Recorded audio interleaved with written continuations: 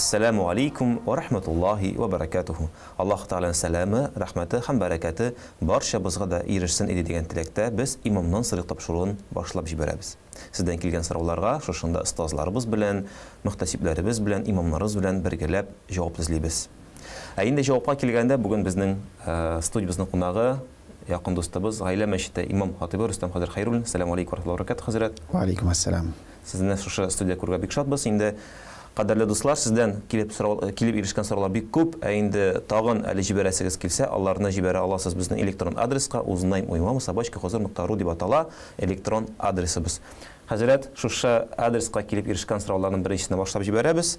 Булай яңгырый, инвестициядан закат чыгарырга ярыймы? Инде яки кирәкме дип. Менә һәрбер кеше инвестиция дигәч, аны күз алдына төрлечә китерергә мөмкин. Нәрсә ул инвестиция? Мәсәлән, кемдер квартираны сатып алган һәм бу киләчәккә менә теге акчабыз югалмасын дип тора. Кемдер акцияларын сатып алган. Шуңа күрә менә һәрбер мәсьәләне аерым карарга кирәк. Әгәр дә мәсәлән квартирага кайтсак, әгәр дә ул квартирада тормый, аны, мәсәлән, кешеләргә акчага бирә, һәм кешеләр анда торалар. Менә шушы җыелган акчадан, әлбәттә, әгәр дә ул нисапка җитә икән, елга бер тапкыр ул закатын бирергә тиеш. Мәсәлән, шул ук акция мәсьәләсе. Чөнки акция ул әзрәк башкача, анда нәкъ шулай ук санарга кирәк, карарга кирәк, һәм бу менә прибыль ягыннан дип әйтик, керем ягыннан, аннан ул закатын бирә. Әгәр дә, мәсәлән, башка ниндер шит ил акчаларына алыштырган, хәзер бит әнә Китай акчалары, ул башка акчалар, менә ул акча булгач, һәм ул нисапка җиткән икән, ул акчадан, ягъни теге керемнән түгел, шушы акчадан елга бер тапкыр 40тан бер өлеш ул закатын бирергә тиеш. Шуңа күрә менә ул язучылар нинди инвестиция, ничек аны аңлатып бирсәләр, җавап бирергә җиңелрәк булыр иде. Инде без иншалла ишеттек, адресны әйттек, шушы адреска юлласагыз, кадерле тамашачылар, төгеләргә китеп җавап та бирергә иншалла булдыра алырбыз. Күчәбез икенче сорауга. Мәзһәбләр турында сорау биргән безгә тамашачыбыз 4 мәзһәб тә дөресме дигәннәр. Аллаһның рәхмәте белән без әһле сөннәт дип әйтәбез. Һәм менә шушы фикъ мәсьәләсендә әлбәттә ул мәзһәбләр, әгәр дә тарих ягыннан карасак, ул бик күп булган. Нәрсә ул мәзһәб?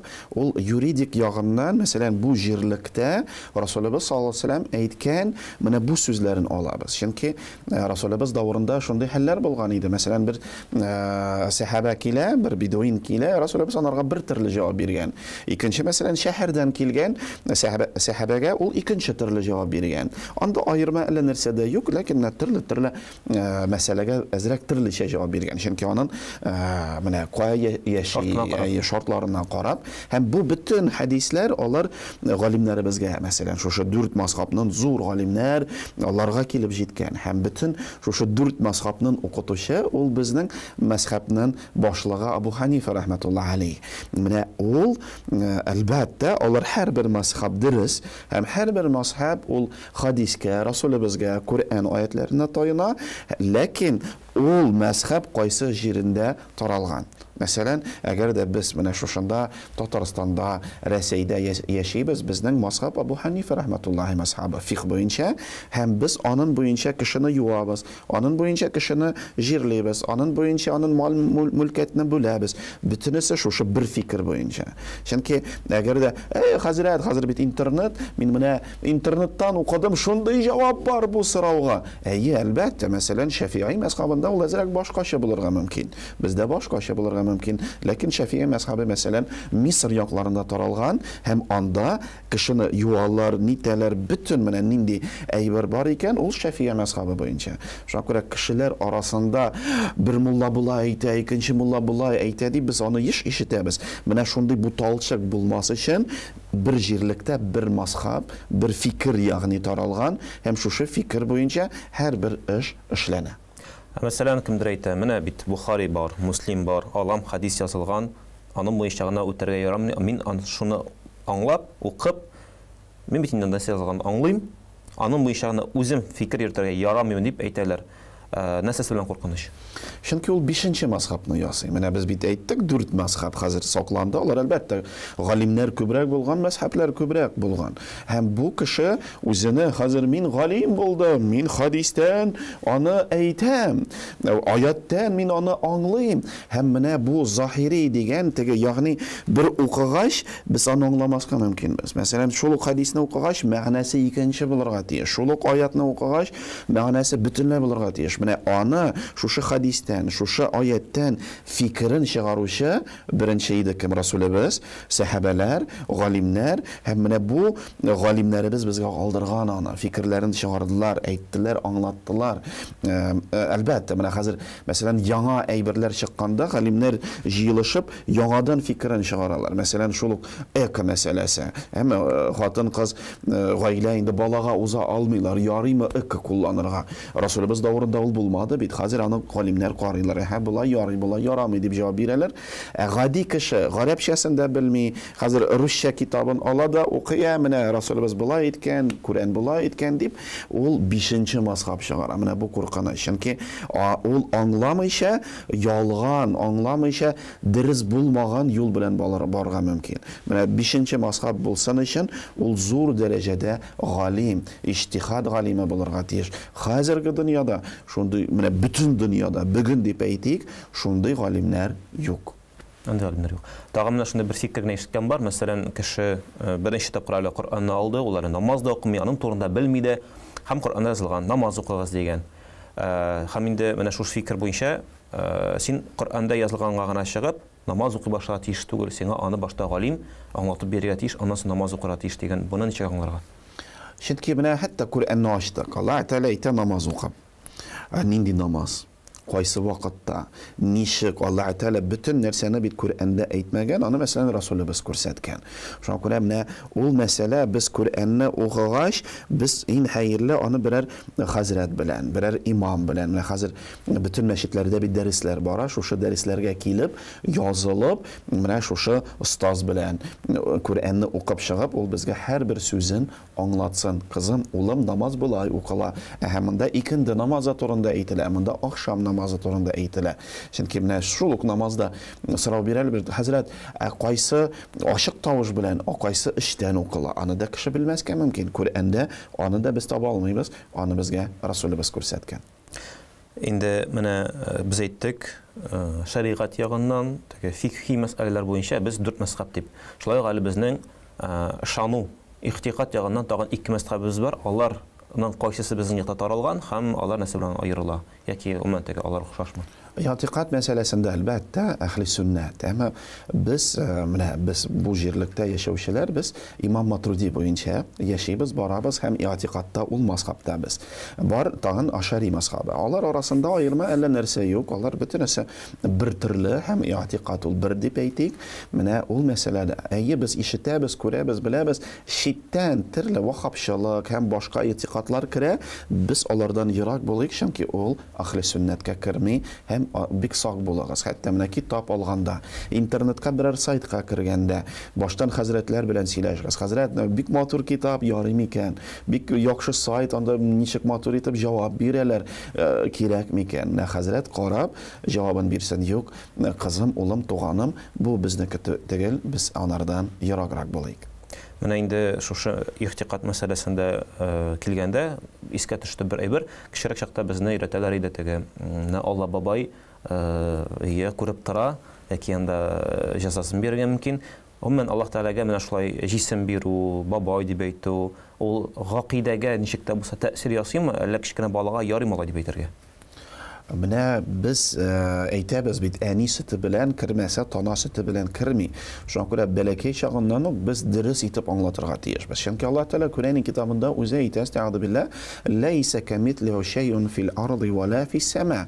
Һәм Раббыбыз Аллаһка ошаган бер нәрсә җирдә дә, күктә дә юк. Ягъни Аллаһ Тәгаләне без менә күзен йомып, нинди микән Аллаһ? Без аны күз алдыбызга китерә алмыйбыз. Һәм китерү дөрес булмас. Һәм шуңа күрә менә теге бабай белән чагыштыру. Ул мулланы бабай белән чагыштырсыннар. Аллаһ ул безгә ошамаган. Чөнки Аллаһ субханаһу ва тааля без беләбез аның исемнәре белән. Менә ничек Аллаһ тааля 99 исемен әйтә бит. Күрүче, ягъни кая булсак да Аллаһ тааля бөтенесен күрә. Кая булсак да Аллаһ тааля бөтенесен ишетә. Ләкин аның кулы нинди, аягы бар микән, ничә аягы, ул сораулар дөрес түгел һәм аларны гомумән уйларга да, бирергә дә бик дөрес булмас. Бу безнең ихтикатыбыз, бу безнең мәсхәбебез булыр инде булса. Әлбәттә, бу безнең ышану. Инде менә тагын алдагы сорау килеп ирешкән. Намаз эшендә сүрәләрне укыганда иреннәрне селкетергә кирәкме? Яки инде кайбер сүрәләрне үз эшеннән генә дә укып буламы? Бу инде мәсәлән кеше үзе генә намаз укыганда. Ул һәр кеше Аллаһ Тәала безне төрлечә яратты, физиологик ягыннан.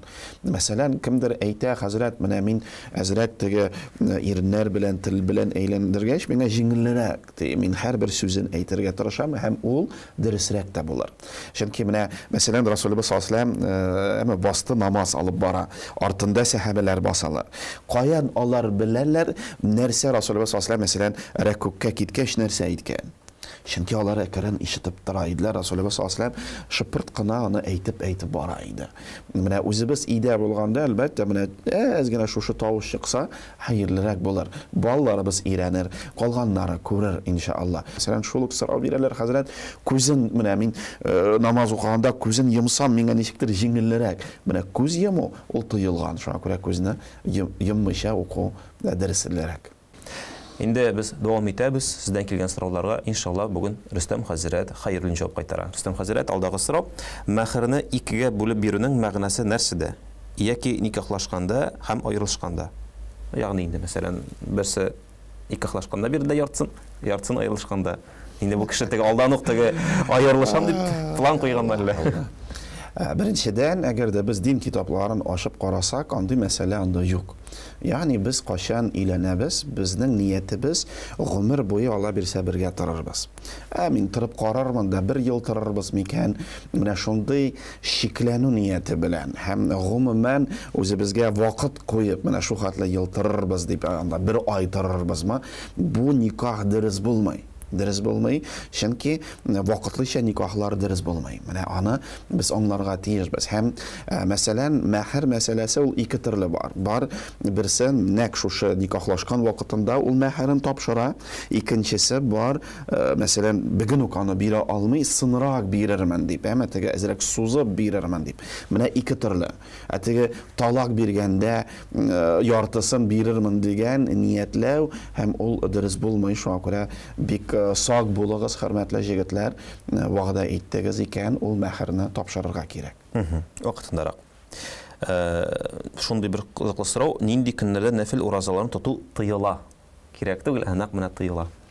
Тыела торган көннәр ул бәйрәм көннәре. Мәсәлән, бездә ураза бәйрәме, курбан бәйрәме, аерым җумга көне, менә ул көннәрдә әлбәттә ураза тоту тыелган. Нәфил уразасы турында, Рамазан турында әйтмибез, чөнки Рамазан ул җумгага киләме, кайсы көнгә киләме без тотабыз. Мәсәлән, шул Рамазанның каза уразасын тотарга да тыелган көннәр бар. Алар нинди көннәр? Аерым әлбәттә, нәкъ шул ук менә алар җумга аерым, ике гаит аерым, нинди казасы булсынмы, нинди булсын, ул көннәрдә тотмыйбыз.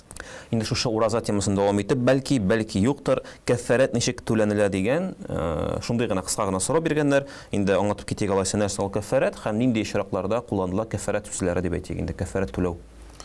Кәффарат гомумән ул бездән берәр хата чыккан икән, без аны яба торган әйбер. Ул төрлечә булырга мөмкин. Мәсәлән, уразада булырга мөмкин. Мәсәлән, намаз укымада, кеме? Мәсәлән, Алла сакласын, әтиебез, әниебез бу дөньядан киттеләр, аларның намаз көннәре калган, ураза көннәре калган. Менә аларны каплар өчен, ягъни аларга анда җәза булмасын өчен без кәффарат итәбез. Менә ул кәффарат мәсьәләсе бик зур һәм һәрбер гыйбадәткә аерым бара. Мәсәлән, намаз, без исән икән, намазын вакытында укымадык, кылмадым, намазның кәфәрәте вакыт булу белән мин аны укырга тиеш, мин аны каза итәргә тиеш. Аны укымыйча, хәзрәт, мин берәр мискинне ашатсам, берәр кешегә хәйр бирсәм, намаз шуны белән китәме? Юк, китми. Әгәр дә без исән. Ләкин без иске китапларны карасак, үзебезнең татар галимнәребезнең китапларын карасак, анда язылган, әгәр дә кеше бу дөньядан киткән, һәм аның намазлары калды, аның кәфәрәте фидия булыр ди. Менә ничек без ураза айында фидияны бирәбез, нәк шул ук намазның да фидиясе булыр ди. Шуңа күрә шундый безнең галимнәребез шундый фәтва биргәннәр иде, һәм без аны кулланырга мөмкин. Без мәсәлән, вафат булган әбиебез намазын кылмады, ничәдер көн калды, без аның өчен аның кәфәрәте фидия булыр. Ураза мәсьәләсендә, әгәр дә мин исән һәм уразаны тотмадым, әгәр дә үз ихтиярым белән уразаны бозам икән, тотмыйм икән, ул вакытта кәфәрәте бик авыр. Бик авыр. Ул 2 ай ураза тотарга тиеш. Менә хәтта ул мәсьәлә шуңа күрә, мин картайгач уразаны тотармын, әле вакытым юк дип, хөрмәтле җәмәгать, менә шунардан бик сак булыгыз, чөнки ураза тотмау гөнаһы бик зур. Хәзрәт, авырыйм, уразаны тота алмыйм. Мәсәлән, диабет, башка тотарга ярамый, табиблар үләсең ди. Ул вакытта аның кәфәрәте, ул фидия ашату. Ягъни инде без бер генә гыйбадәттә кәффәрәт бар дип әйтә алмыйбыз. Ул хаҗда да булырга мөмкин, уразада да булырга мөмкин. Bütün гыйбадәтләрдә, мәсәлән, Алла сакласын, кешене рәнҗеттек, һәм кеше турында гайбәт сөйләдек, аның да кәфәрәте. Хаҗда, һәм менә ничек әйттегез, мәсәлән, ялгыш үзебезнең чәчләрне тарттык та чәчләр чыкты, һәм өздек чәчләрне, аның кәфәрәте. Ул bütün гыйбадәтләрдә кәфәрәт бар. Бигрәк тә бу мөмкин дә менә әле ул бер сорада да киләчәк. Ант итү мәсьәләсе. Антны буздың икән, анда тагын бер үзенең теге кәффәрәтләре бар дип аңлыйбыз инде. Әле иншалла ул сорага җитәбез. Ураза вакытында аңыңны югалтсаң, ураза бозыламы? Монда төрлечә әйтергә мөмкин. Мәсәлән, ант югалту кем сәбәпле? Әгәр дә мин беләм икән, миңа ураза тотарга ярамый, һәм мин үземә менә шундый зыян китерәм икән, ул гөнаһ, Алла сакласын. Башка сәбәп, үзебездән тормый торган, бик эссе булган, тагын нәрсәдер булган, ул вакытта әлбәттә ул көнне без кәфәрәт түгел, без аны көнгә көн тотып бетерергә тиешбез. Мәсәлән, кешенең инде 5 минутка аңа югалтырга мөмкин, яки инде 1 минутка, монда инде юк. Юк, аның нәрсәсе юк. Менә әгәр дә гомумән без мәсәлән икенче көнне генә акылыбызга килдек, ул вакытта әлбәттә ураза бозыла. Инде менә шундый бераз авыррак сорау дип әйтим инде. Коръәндә Сәҗдә сүрәсендә үзенең рухыннан өргән дигән аят бар. Бу аятны ничек аңларга? Инде без менә кайтып калабыз теге алдага килгән вакыйда мәсьәләсенә. Ул менә ничек без сөйләшкән идек, Раббыбыз Субханаһу ва Тааля үз сыйфатларын менә үзен Коръән китабында безгә аңлата. Ләкин кайбер мәсьәләләр бар, без аны күз алдыбызга китерә алмыйбыз. Әмма нәк шул ук сорау, әмма менә Алла Субханаһу ва Тааля өрдергән дип, ничек булган, ничек? Алла бирсә кыямәттә, Алла каршына баскач, иншалла җәннәткә кергәч, без Алла Тааладан аны сорарбыздыр. Әмма Алла Таала безгә аңлатырдыр. Мәсәлән, шул ук аятлар кая тәрҗемә итәләр, менә Алла Таала арш өстендә утырган дигән шикелле, бу дөрес түгел, чөнки Коръәндә Алла Таала нәрсә әйтә, тәгъдиб белә, ва алал арш истава. Без белмибез нәрсә ул истава. Чөнки менә монда аңлатмыйча, нитмичә, ничек бар без шулай аңлыйбыз, ничек бар без шулай укыйбыз, һәм Аллаһ Субханаһу ва Таалагә кеше сыйфатларын бирү тыелган, ярамый. Чөнки без әкрен аннары Аллаһ Таала миңа ошаган дип уйлый башларбыз, истәгъфирулла. Бу дөрес фикер түгел, бу гөнаһлы фикер. Аллаһ Таала бер әйбергә дә ошамаган. Шуңа күрә ничек Аллаһ әйткән, шулай аңладык, һәм аның аңлатмасы юк. Әле ярар, без бөтенебез бәлки теге Сәҗдә сүрәсенә кадәр җитмибездер дә укыганда, чөнки күп кеше шул Фәләк Нас сүрәсен белеп, иншалла шул белән генә намаз укыйдыр. Ләкин һәрберебез намаз укып бетергәннән соң тәсбих тартабыз, һәм анда менә бер зикр бар, биядихил хайр ва хуа аля кулли шайин кадир.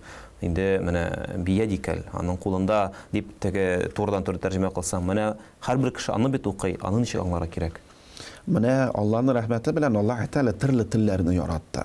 Һәм телдә шундый кагыйдә бар, кашан без сүзгә сүз тәрҗемә итәбез, аның мәгънәсе югала. югала. Шуңа күрә монда мәсәлән кемдер ят кул дип тәрҗемә итә. Әмма менә гади текстта менә кешенең кулы бар дип, аны дөрес.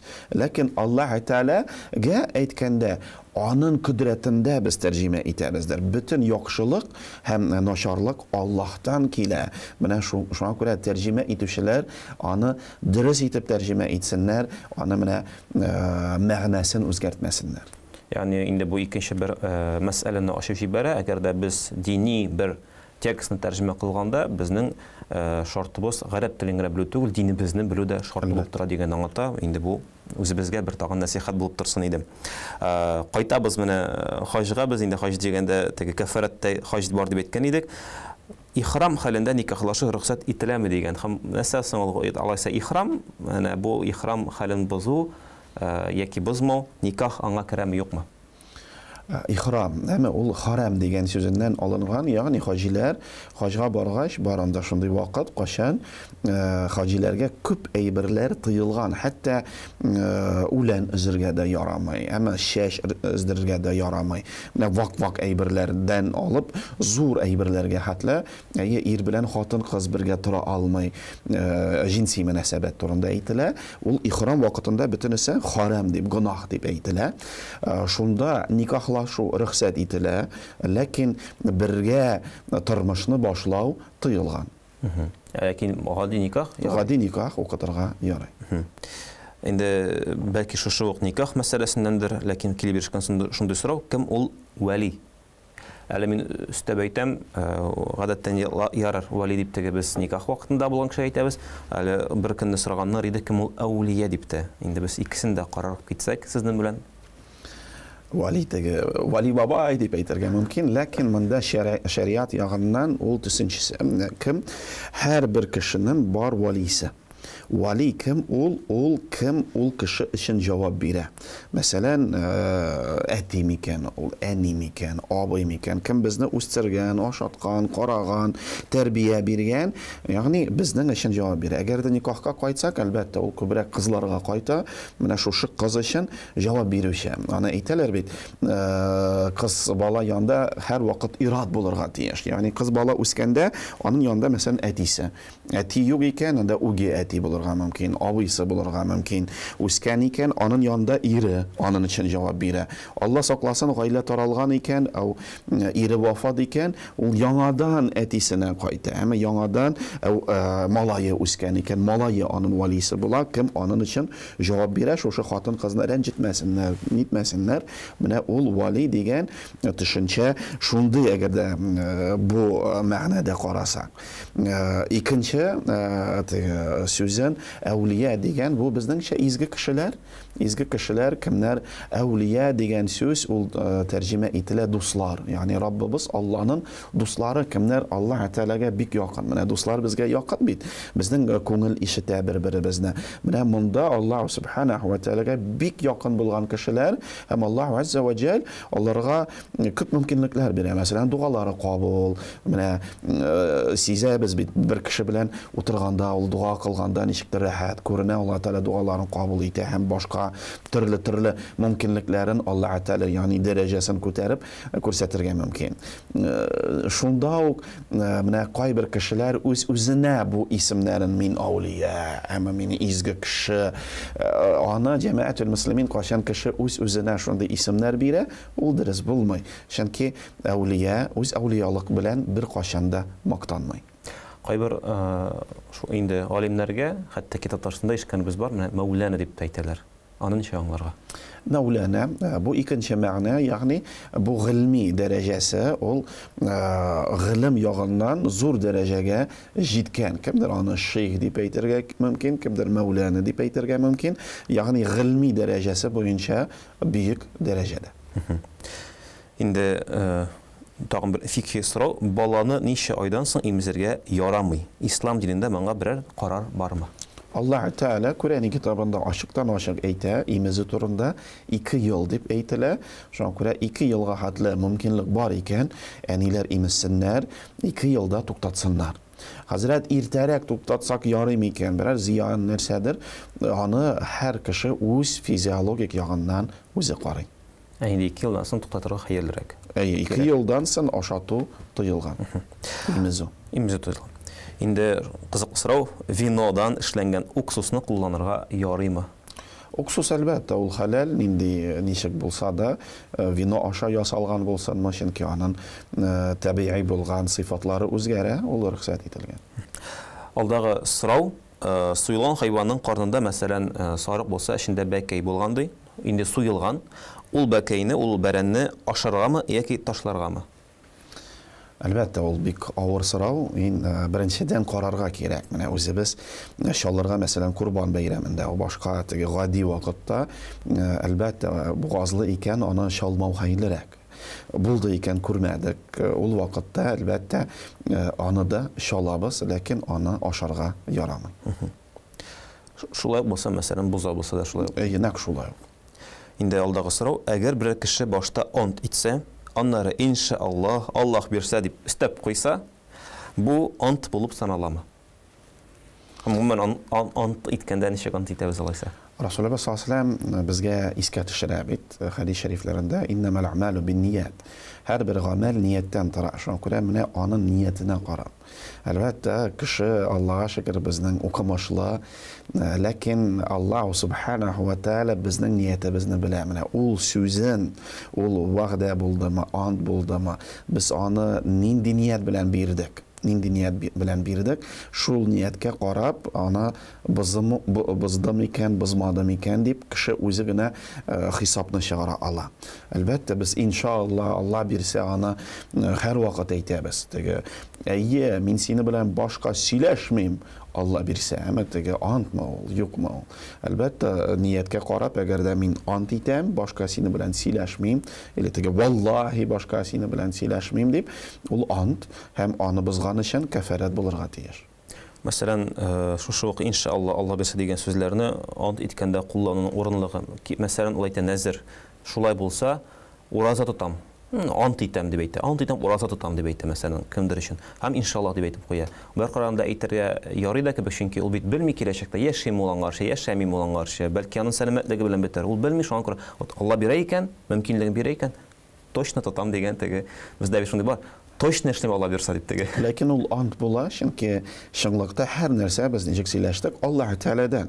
Булдыра алырбызмы, юкмы? Алланың сүзе, мәсәлән, менә улыбыз армиягә китте, исән сау кайтса, сарык чалырмын ди. Ул бит нәзер, әмма ант биргән, Аллаһ алдында иткән. Менә ул мәсьәлә, әлбәттә, ул бозылмаска тиеш. Инде алдагы сорау, кеше үзен начар тотып, эшкеренергә барырга теләмәсә, бу чиракта инде начар тотып дигәнде кем ничек аңлыйдыр. Ләкин шулай эшкеренергә барырга теләмәсә, нәрсә эшләргә?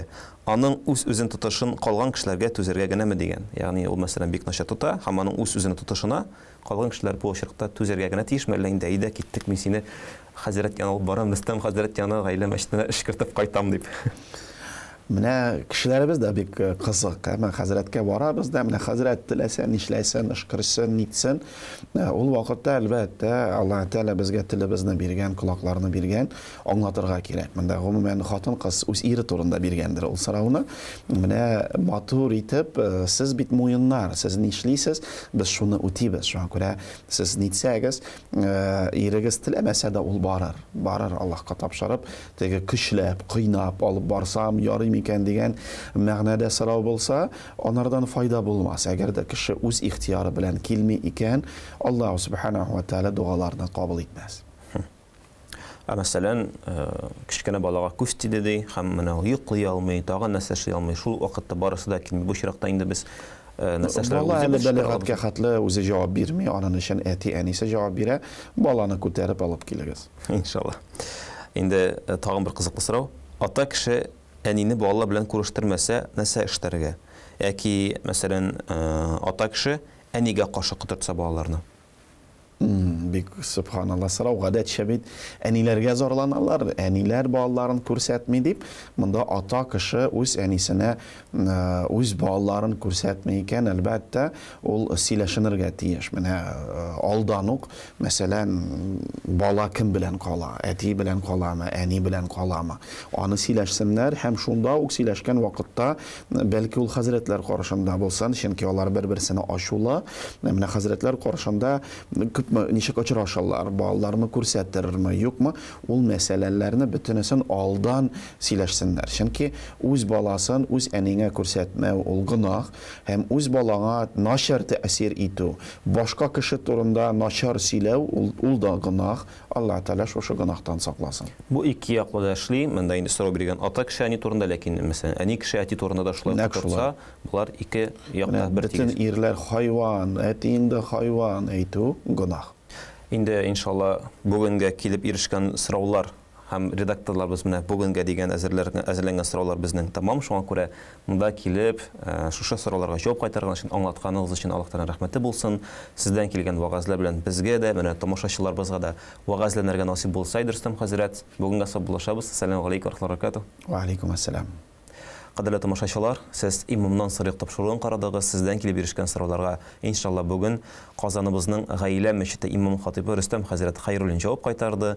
Инде алдагы очрашуларда насыйп булсын. Сездән дә сораулар килеп тора. Аларны юллый аласыз менә экранда булган адресларга uznaim.imam.sabajka.ru дип атала.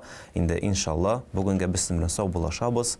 Бездән ләкин аерылмагыз, әле Хозур ТВ каналында кызыклы тапшырулар бик күп булачак. Ассаламу алейкум ва рахматуллаһи ва баракатуһ.